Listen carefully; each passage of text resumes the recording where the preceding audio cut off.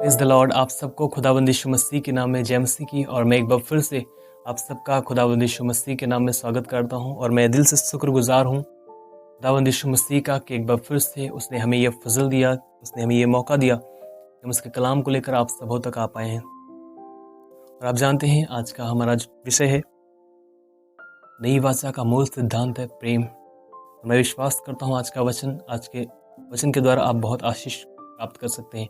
अगर आपने आज के वचन को गंभीरता से लिया, मैं विश्वास करता हूँ ये वचन आपके लिए बहुत बड़ी आशीष का कारण बन सकता है। और अधिक आप परमेश्वर के प्रेम को पहचान सकते हैं और अधिक उस प्रेम में बढ़ सकते हैं। आप जानते हैं इस प्रेम का आरंभ परमेश्वर के प्रेम से होता है। जब आप पढ़ते हैं 1 यूहन्ना 4 अध्याय उसकी 10 और 11 आयत में, तो यहाँ पर लिखा गया है, प्रेम इसमें नहीं कि हमने परमेश्वर से प्रेम किया, पर इसमें है कि उसने हमसे प्रेम किया और हमारे पापों के प्रायश्चित के लिए अपने पुत्र को भेजा। वचन 11 में लिखा है, हे प्रियों, जब परमेश्वर ने हमसे ऐसा प्रेम किया तो हमको भी आपस में प्रेम रखना चाहिए। यहाँ पर यूहन्ना कहता है कि प्रेम इसमें नहीं कि हमने परमेश्वर से प्रेम किया है, परंतु प्रेम इसमें है कि परमेश्वर ने हमसे प्रेम किया और हमारे पापों के प्रायश्चित के लिए परमेश्वर ने अपने इकलौते पुत्र को ज़मीन के ऊपर भेजा। आप पढ़ते हैं जब यूहन्ना 3:16 में, तो वहाँ पर लिखा गया है, क्योंकि परमेश्वर ने जगत से ऐसा प्रेम रखा कि उसने अपना इकलौता पुत्र दे दिया, ताकि जो कोई उस पर विश्वास करे, उस पर ईमान लाए, वह नाश न हो परंतु वह अनंत जीवन पाए। कोई भी जो उस पर विश्वास करे वह नाश न हो परंतु वह अनंत जीवन पाए। अब जानते हैं हम कितने गुनाहों में और पापों में और अंधकार से भरे हुए जीवन में जकड़े हुए थे, और उस गुनाह से, उस पाप से भरे हुए जीवन से हमें निकालने के लिए अगर किसी ने प्रेम किया हमसे, तो वह था परमेश्वर, और वह है परमेश्वर। परमेश्वर के प्रेम के द्वारा हम बचाए गए और छुड़ाए गए। हमने प्रेम करना परमेश्वर से सीखा है।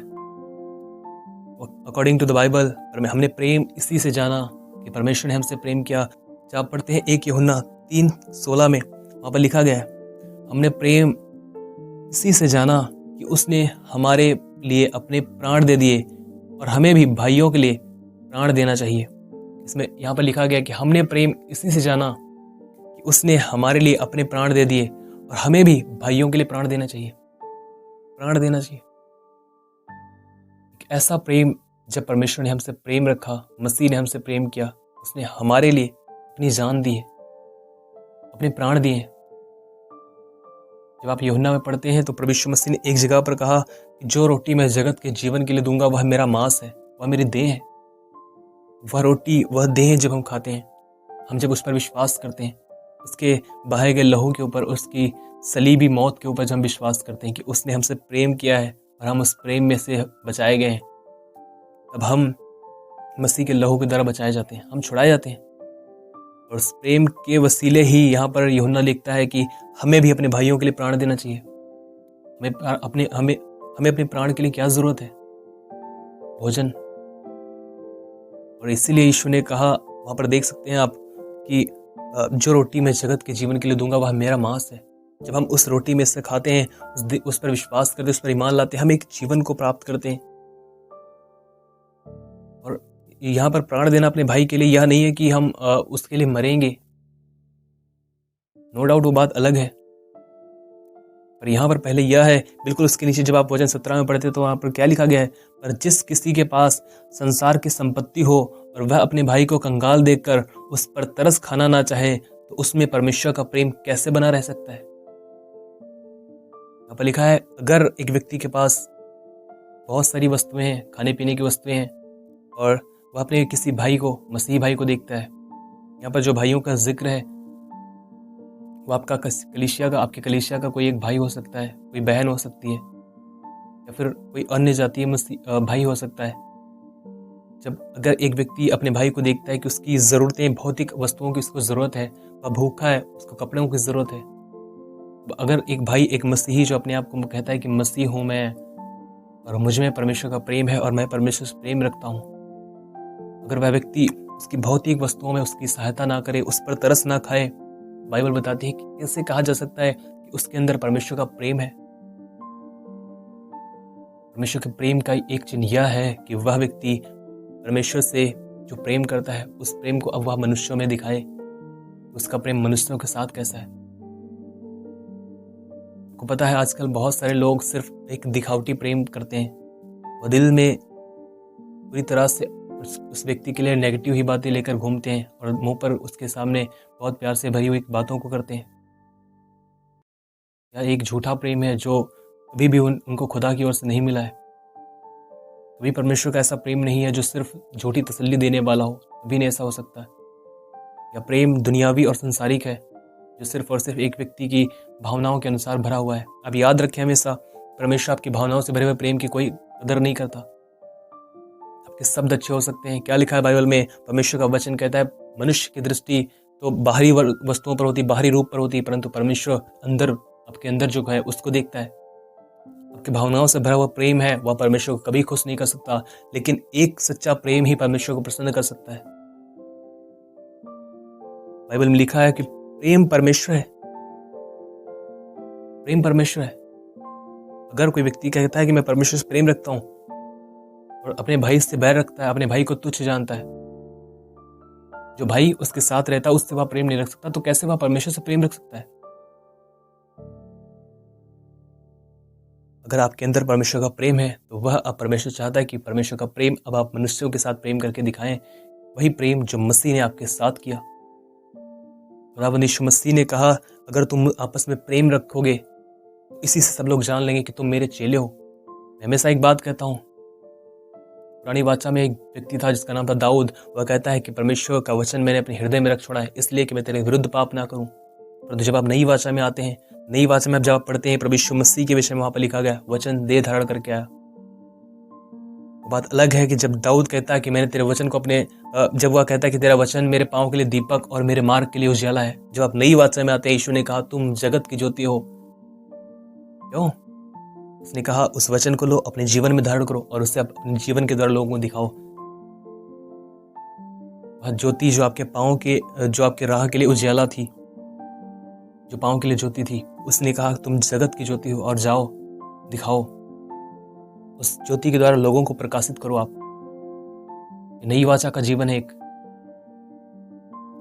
बिलीव करें परमेश्वर का प्रेम कभी भी बाहरी और सतही रूप में नहीं होता, वह प्रेम एक सच्चा प्रेम है। और मैं आपसे पूछना चाहता हूं, क्या आप उस प्रेम को अपने जीवन में देख पाते हैं?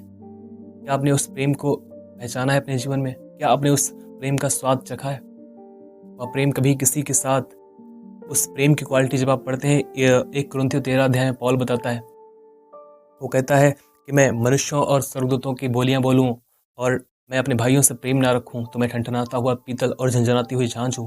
बहुत सारी बातें वहां पर वो पौल कहता है। प्रेम के अंदर क्या क्या गुण और क्या क्या क्वालिटी है, सब चीजों को बताता है। प्रेम कभी डाह नहीं करता, वह अपनी भलाई नहीं चाहता,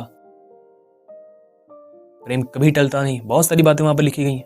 ये व्यक्ति बहुत सारी बातों करने वाला, भले भले कामों करने वाला, लेकिन अगर वह प्रेम रखने वाला नहीं है, वह सब कुछ व्यर्थ है। क्या आपने कभी परमेश्वर के प्रेम को अपने जीवन में महसूस किया है? क्या आप भाइयों के साथ एक पूरे हृदय से प्रेम रख पाते हैं? जब आपका भाई आपके सामने ऊंचा उठाया जा रहा हो, एक कलीसिया का भाई, आपकी बहन कलीसिया की, कोई भी व्यक्ति जो आपके सामने ऊंचा उठाया जा रहा हो, क्या आप उसके साथ प्रेम रख पाते हैं? कहीं आप उसके लिए अपने अंदर जलन तो नहीं देख पाते? क्या आप ऐसे तो नहीं है कहीं आप? परमेश्वर का प्रेम कभी भी आपको बाहरी और सतही तौर पर नहीं दिखाएगा। वो भावनाओं से भरा हुआ प्रेम कभी भी लोगों के साथ नहीं रखेगा। लोगों के सामने वो दिखा सके कि मैं कितना प्रेम करता हूँ, और प्रेम कभी दिखाने की जरूरत नहीं पड़ती। एक सच्ची वस्तुएं वो हमेशा सामने आ जाती हैं। अगर आपके अंदर झूठा प्रेम है भाइयों के लिए, बहनों के लिए और मसीह में,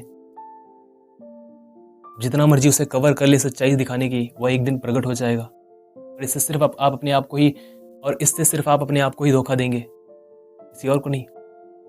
धोखे में ना जिए, क्योंकि लिखा है जो कोई भाइयों से प्रेम नहीं रखता वह एक हत्यारे के समान है। मैं आगे चल के आपको बताऊंगा।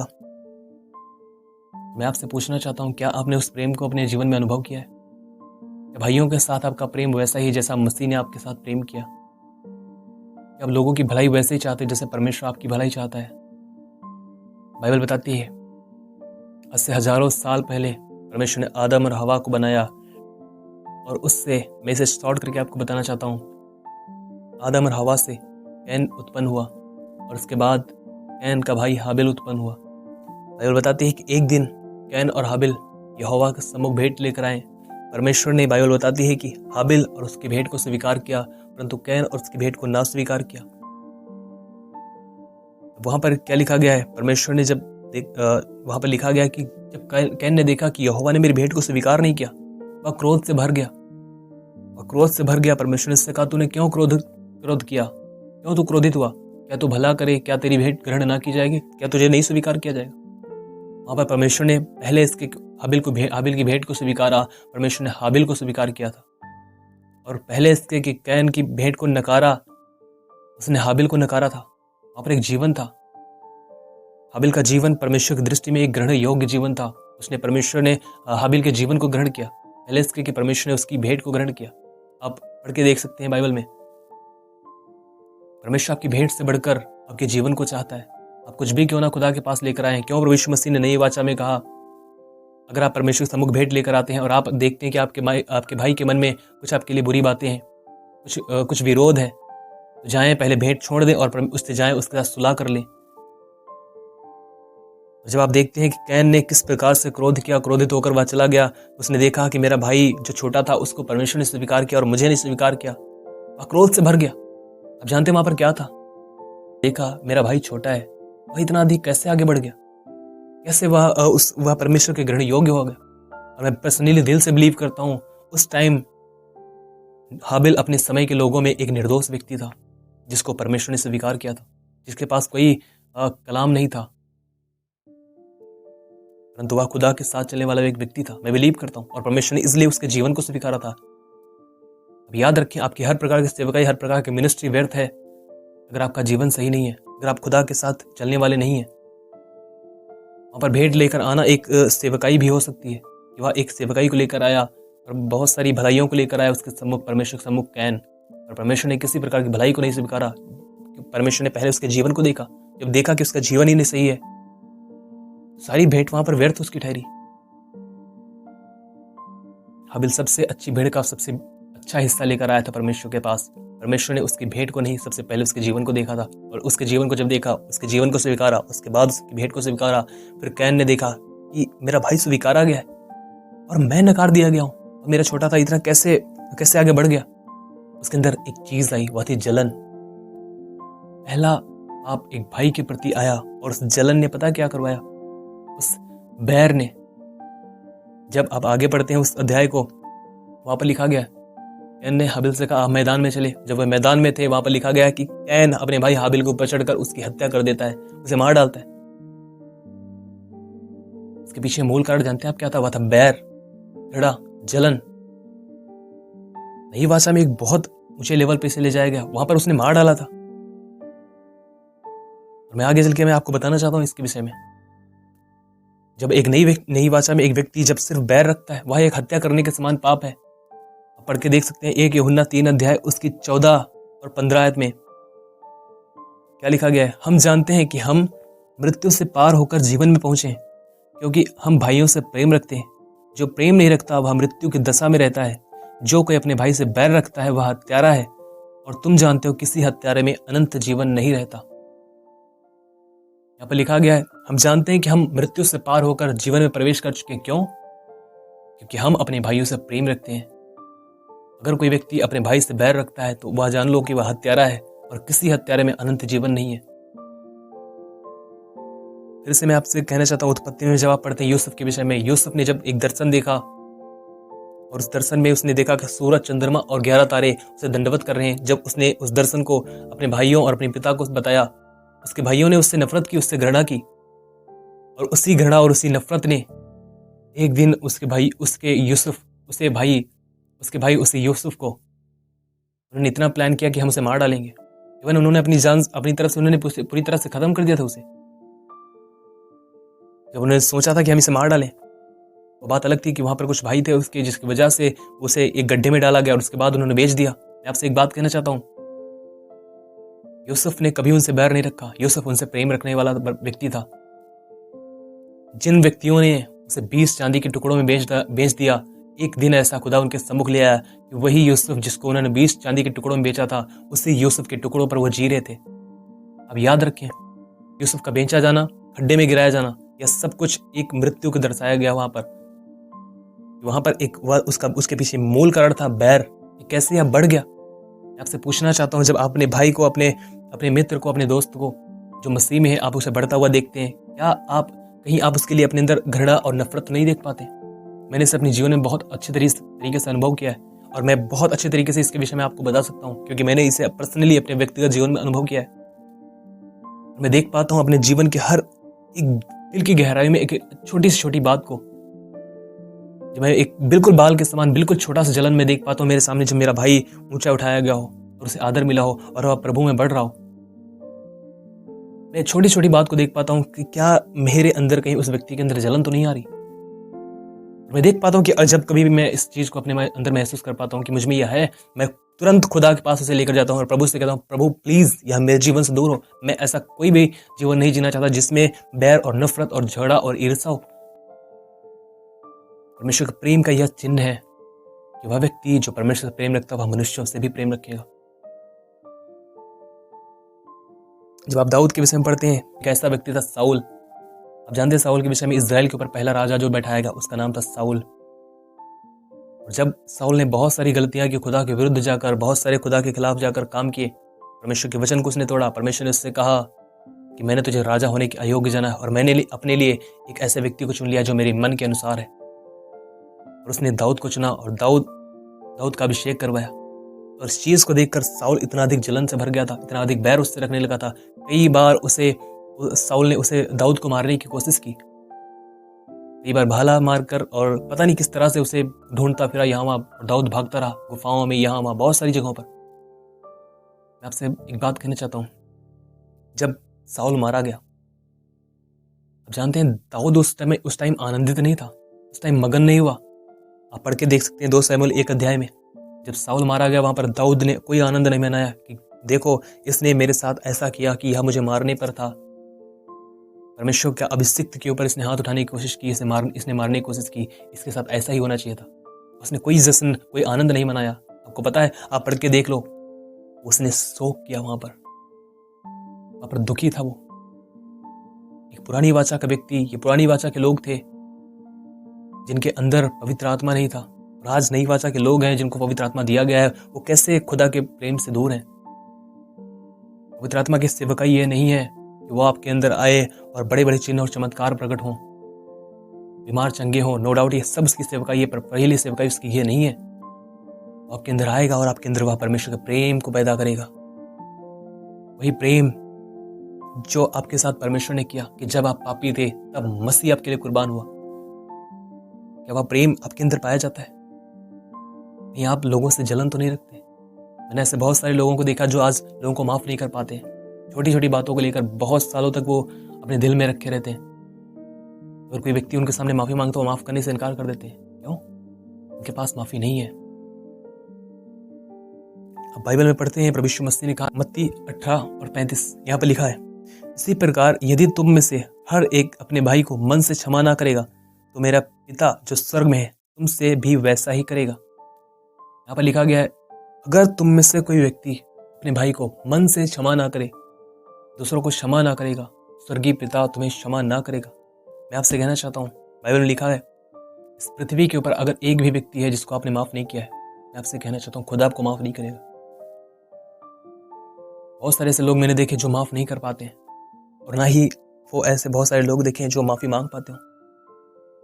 अगर कोई माफी मांगता तो घमंड से भरा हुआ व्यक्ति ऐसा आता है, हाँ हो सकता हो मुझसे गलती हो गई हो, मैंने वैसा बोला, ऐसा कुछ किया तो नहीं था, पर मुझे माफ कर दीजिए। ये एक प्राइड से, एक घमंड से भरे हुए व्यक्ति की निशानी है जो कभी झुकना नहीं चाहता, और ना ही कभी उसने परमेश्वर के प्रेम को जाना है। अगर एक व्यक्ति जिसने परमेश्वर के प्रेम को जाना है, क्योंकि परमेश्वर प्रेम है, प्रेम परमेश्वर नहीं है, परमेश्वर प्रेम है। जिसने प्रेम को जाना है, जिसने परमेश्वर को जाना है, अब याद रखें, वो हमेशा लोगों के बीच में उसी प्रेम को ढूंढने की कोशिश करेगा। ये अपनी ताकत, अपनी सामर्थ्य के द्वारा नहीं हो सकता, केवल और केवल पवित्र आत्मा के द्वारा जो उसे दिया गया है। आप अपने आप को जांचें और परखें। मैं आपसे कहना चाहता हूँ, क्या आप सच में वास्तव में लोगों से प्रेम कर पाते हैं? हर एक चीज, अंकल जैकपनन जी कहते हैं, जिस काम में प्रेम की सामर्थ्य नहीं, वो काम मरा हुआ है। वो सारे काम मरे हुए ठहरेंगे जो आपने किए अगर उनमें प्रेम नहीं था। पूरे हृदय से नहीं किए गए, चाहे वो भाइयों के साथ आपकी बातें हों, कुछ काम किया हो, किसी के साथ कोई भलाई की हो, सब कुछ व्यर्थ और मरा हुआ ठहरेगा। किसी भी काम के ऊपर जिस पर प्रेम की सामर्थ्य है वो सब कुछ मरा हुआ ठहरेगा, व्यर्थ ठहरेगा। मैं आपसे पूछना चाहता हूँ, क्या आप इस परमेश्वर के प्रेम को अपने अंदर देख पाते हैं, अपने जीवन में, अपने चलन में देख पाते हैं? कोई व्यक्ति आपके साथ कैसा व्यवहार करता है यह महत्वपूर्ण नहीं है, आप हमेशा याद रखें। कोई आपके साथ दुर्व्यवहार करता है, बहुत सारी अलग अलग बातें करता है, आपके साथ कोई व्यक्ति कैसा व्यवहार करता है ये मैटर नहीं करता, ये बहुत महत्वपूर्ण बात नहीं है, परंतु महत्वपूर्ण बात यह है कि आप उसके साथ कैसा व्यवहार करते हो। यीशु ने कहा तुम अपने बैरियों से प्रेम रखो, ये आपके लिए आज्ञा है। ये आपके साथ कैसा व्यवहार करता है ये कोई आज्ञा नहीं है कि आप उसके व्यवहार को देखकर आप अपनी इच्छाओं के अनुसार उसके साथ व्यवहार करें। नो, आपके लिए एक आज्ञा है कि अपने बैरियों से आप प्रेम रखें। ये आपके साथ कैसा व्यवहार करता है ये महत्वपूर्ण नहीं है, परंतु महत्वपूर्ण यह है कि आप उसके साथ कैसा व्यवहार करते हैं, क्योंकि परमेश्वर आपके वचन के, आपके जीवन के अनुसार आपको प्रतिफल देगा। आपके व्यवहार को देखकर, ना कि सामने वाले के व्यवहार को देखकर। उसने क्या किया वो चीज अलग है, उसको परमेश्वर देखे। दूसरों के व्यवहार को देखकर स्वयं को ना बदले, स्वयं को बुरा मत बनाए, स्वयं को परमेश्वर के खिलाफ मत लेकर जाएं। आप हर एक व्यक्ति के साथ सकारात्मक व्यवहार रखें, सिर्फ बाहर से नहीं पर इनसाइड, दिल से। दिखावटी प्रेम से कुछ नहीं होने वाला, कुछ नहीं मिलने वाला आपको। कुछ पाने के लिए भी आप मोहब्बत अगर रखते हैं तो मैं आपसे कहना चाहता हूँ मत रखें, उससे बेहतर है आप पूरे निस्वार्थ हृदय से प्रेम रखें, क्योंकि प्रेम जो अगापे प्रेम है वह निस्वार्थ प्रेम है। उसके पीछे कोई लोभ, कोई लालच, कोई लालसा उसकी नहीं है। दूसरों के व्यवहार को देखकर स्वयं को ना बदलें, हर एक व्यक्ति के साथ सकारात्मक व्यवहार रखें, हर एक व्यक्ति के साथ दिल से प्रेम करें और हर एक व्यक्ति को पूरे हृदय से माफ करें। यदि आप माफ ना करेंगे, आप माफ नहीं किया जाएंगे। कि आपके लिए जो परमेश्वर के पास प्रतिफल है वो केवल परमेश्वर ही दे सकता है, किसी और के पास नहीं है। मैं चाहता हूं कि आप अपने हृदयों को जांचें और परखें कि क्या आप वास्तव में उस प्रेम को आज तक पहचान पाए हैं, क्या आपने उस प्रेम को अपने जीवन में अनुभव किया है जो परमेश्वर का प्रेम है, या फिर सिर्फ बाहरी तौर पर लोगों को दिखावा करते रहते कि मैं आपसे प्रेम करता हूँ। अपने दिल में कहीं आप जलन तो नहीं देख पाते, कहीं आप जलन तो नहीं रखते, अपने भाइयों से नफरत तो नहीं रखते हैं। मैंने ऐसे बहुत सारे लोग देखे हैं, मुंह पर तो बहुत सारी अच्छी अच्छी बातें करते हैं पर दिल में बहुत सारी अशुद्धता और बहुत सारी अश्लीलता और बहुत सारी कड़वाहट भरी रखी है उन्होंने, माफ नहीं कर पाते वो। कहीं आप उनमें से एक तो नहीं है? अगर आप हैं तो मैं आपसे कहना चाहता हूँ आज आपके पास टाइम है, आप मन फिराएं, पश्चाताप करें, खुदा आपको स्वीकार करेगा। आप एक नई शुरुआत कर सकते हैं, लेकिन अगर आप पश्चाताप ना करेंगे, मन ना फिराएंगे और उसके पास नहीं जाएंगे तो आप कभी भी उसे पहचान नहीं सकते। क्योंकि बाइबल में लिखा जो कोई प्रेम नहीं रखता ना तो उसने परमेश्वर को कभी देखा है और ना ही परमेश्वर को जानता है, क्योंकि परमेश्वर प्रेम है। न्याय के दिन परमेश्वर एक ही चीज देखेगा, क्या आपको परमेश्वर जानता था? क्या आपको परमेश्वर जानता था? कुरिन्थियों 8:3 में लिखा गया है, यदि हम परमेश्वर से प्रेम रखते हैं तो परमेश्वर हमें पहचानता है। क्या आपको परमेश्वर पहचानेगा? क्या आप उससे प्रेम रखते हैं? नई वाचा का आरंभ इससे होता है, परमेश्वर ने हमें पहचाना और हमसे प्रेम किया, परंतु अंत क्या होता है? परमेश्वर उन्हें पहचानेगा जो परमेश्वर से प्रेम रखते हैं। क्या आप परमेश्वर से प्रेम रखते हैं? क्या आप उसे पहचानते हैं? नई वाचा का ये आरंभ है, क्योंकि जगत से परमेश्वर ने ऐसा प्रेम किया कि उसने अपना इकलौता पुत्र दे दिया, जो कोई इस पर विश्वास करे वह नाश न होगा पर वह अनंत जीवन पाएगा। परंतु अंत क्या है? जो परमेश्वर से प्रेम रखते हैं उन्हें वह पहचानेगा। मैं बिलीव करता हूँ ज़रूर आपने कुछ ना कुछ सीखा होगा और परमेश्वर के वचन के द्वारा ज़रूर आशीष पाई होगी। मैं आशा करता हूँ कि इस वचन को अपने हृदय में रखें और उस खुदा से चलने के लिए अनुग्रह मांगें। और ऐसा करने के लिए आपको सिर्फ और सिर्फ मैं आपसे कहना चाहता हूँ, अकॉर्डिंग टू द बाइबल में जब प्रभु यीशु मसीह ने आज्ञा दी, अगर तुम मुझसे प्रेम रखते हो तो मेरी आज्ञाओं को मानोगे। और मैं पिता से विनती करूंगा कि तुम्हें वह एक सहायक दे ताकि तुम इन सब आज्ञाओं को मान पाओ, तुम मुझसे प्रेम कर पाओ।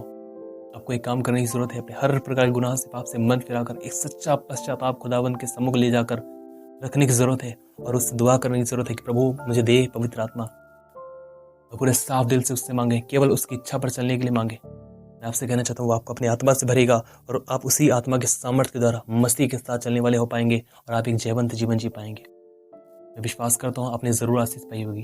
खुदावंद आप सभी को बरकत दे। आप सभी को जय मसीह की। God bless you.